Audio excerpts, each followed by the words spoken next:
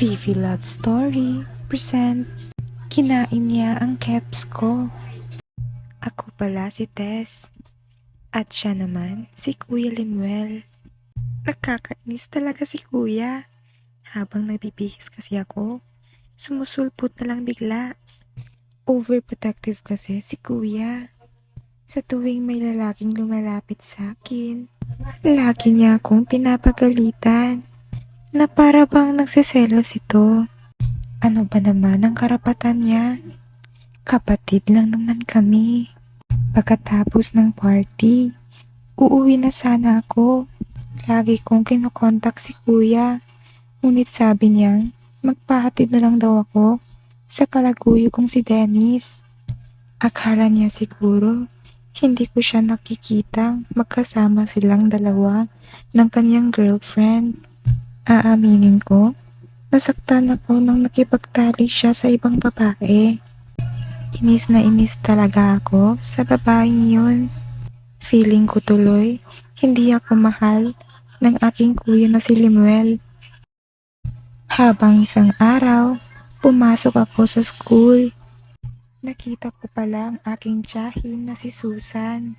Isang malaking lihim nga ang nabunyag. Pagkatapos niyang sabihin sa akin na hindi daw ako tunay na anak ng aking pamilya ngayon. Hindi ko alam kung ano ang magiging reaksyon ko. Kung magagalit ba ako sa pamilya ko o hindi. Kaya naman agad-agad kong pinuntahan si Mommy sa isang farm na pagmamay-ari niya. Dali-dali akong bumaba ng sasakyan. Nakita ko agad si Mommy na masayang-masayang tignan ang tanawin. Galit na galit nga ako nang sinugot ko siya. Hindi ko alam kung ano ang magiging reaksyon niya. Deserve ko naman sigurong malaman ang tunay kong pagkatao.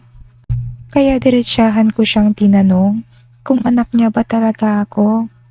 Gulat na gulat nga si Mommy nang tinanong ko ito. Kitang-kita sa reaksyon ni Mommy na nagsisinungaling siya.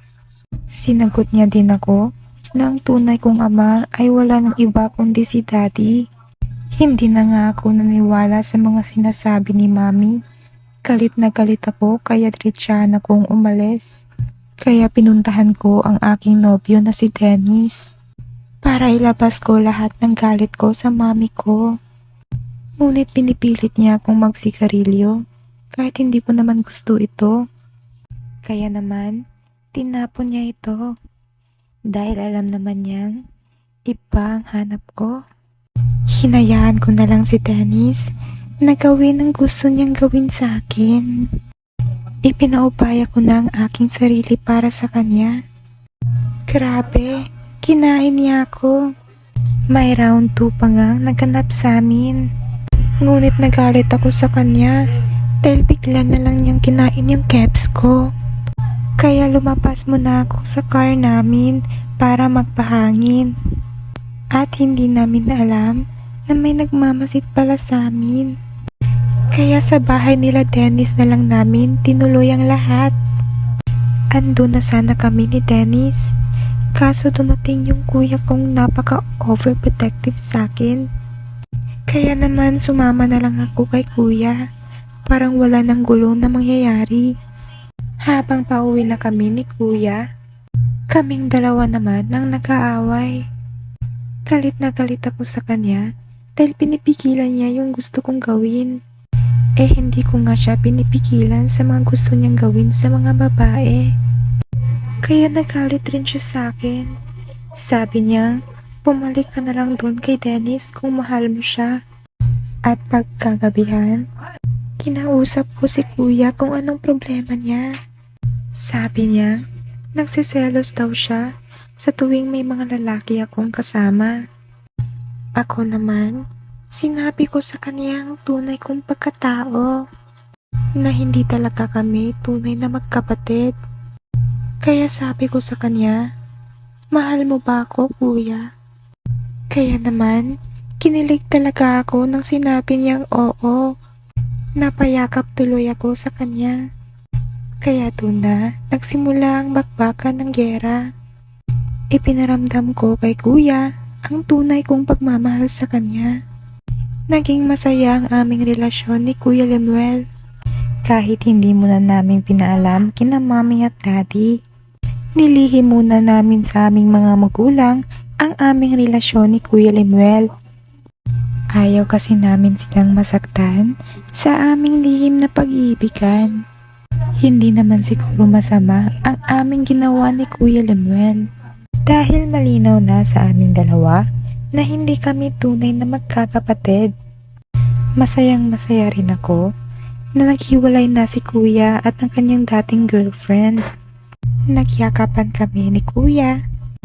At alam niyo na ang susunod na mangyayari.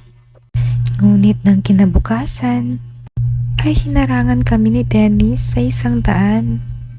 At ayaw niya kaming padaanin. Patid niya na siguro na may namamagitan sa amin ni Kuya Lemuel. Nagulat na lang kami na may plano pala silang masama sa amin. Natakot ako sa boyfriend ko. Nag-iisa lamang siya. At maraming tauhan si Dennis. Wala kaming nagawa ni Kuya, kaya sumama na lang kami kina Dennis.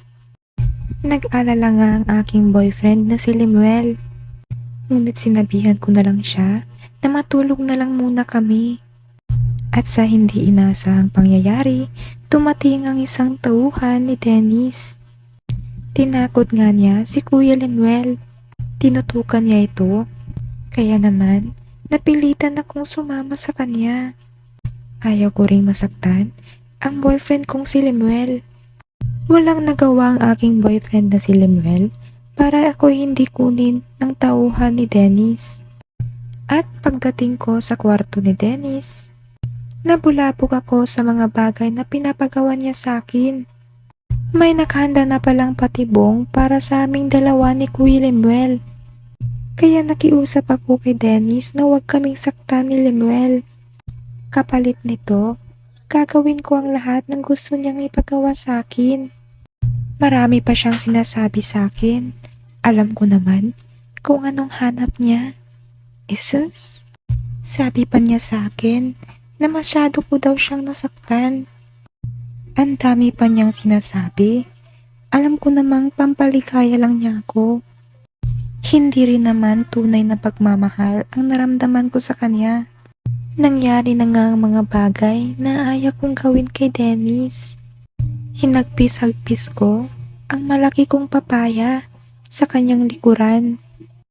Hanggang sa nakita niya ito, pinagpisil-pisil pa niya. Kahit malandi pa man akong babae, hindi ako nasayahan sa ginawa ko kay Dennis.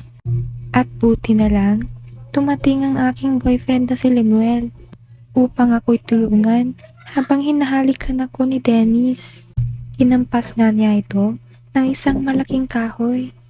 Natumba si Dennis at nagmadali kaming tumakas bago pa man tulungan si Dennis ng kanyang mga tauhan. Sa kasamaang palad, nasundan kami ng mga tauhan ni Dennis. Nahirapan kaming makatakbo dahil sa maputik na lugar. Buti na lang, naisahan ni Kuya Lemuel ang tauhan ni Dennis. Nagpalitan silang dalawa ng suntok. At ako naman, nakaisip ng paraan kung paano tapusin ang tauhan ni Dennis. Nakakita nga ako ng isang kahoy, tas itunusok ko ito sa tauhan ni Dennis. Laking pasasalamat ko na walang nangyari sa amin ni Lemuel. Sa wakas, mamumuhay na kami ng normal.